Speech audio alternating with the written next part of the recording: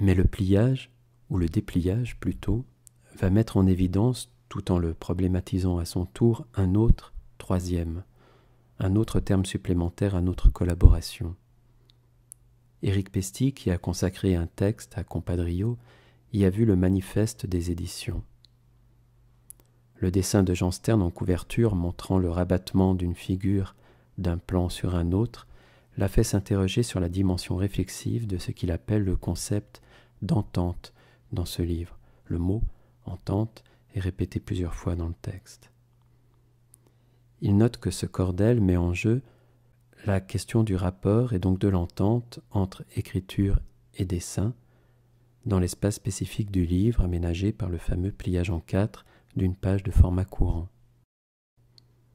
Si bien que le pliage, poursuit-il, qui exige une participation active du lecteur dans l'élaboration de l'objet, faisant de lui, c'est nous qui ouvrons cette parenthèse, un nouveau co-élaborateur de l'objet, permet également de substituer le pliage à la traditionnelle relation polaire écrivain-artiste, une relation interpersonnelle, triangulaire, écrivain, artiste et lecteur-spectateur.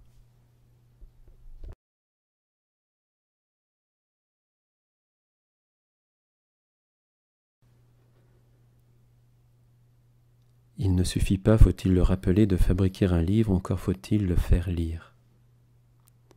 Le statut de l'objet implique un mode de diffusion et vice-versa.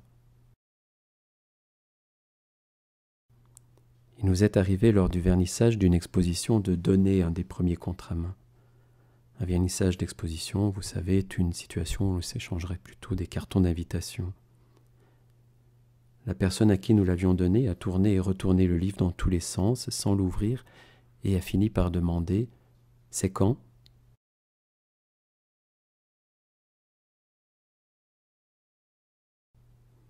Si quelques libraires peuvent être mis au nombre de nos précieux collaborateurs, le mode de diffusion privilégié de contre-à-main, c'est la poste. Les livres sont envoyés à parution à un certain nombre de lecteurs, spectateurs, abonnés. À partir d'un certain nombre de ces lecteurs plus ou moins fidèles et de vente en librairie, les frais d'impression et de diffusion des livres sont couverts. Contre-à-main est donc autofinancé, ou du moins n'existe que dans cette perspective d'une autoproduction, pour reparler un langage de cinéaste d'extérieur, que la nature des ouvrages et donc le coût relativement faible de la fabrication rendent possible.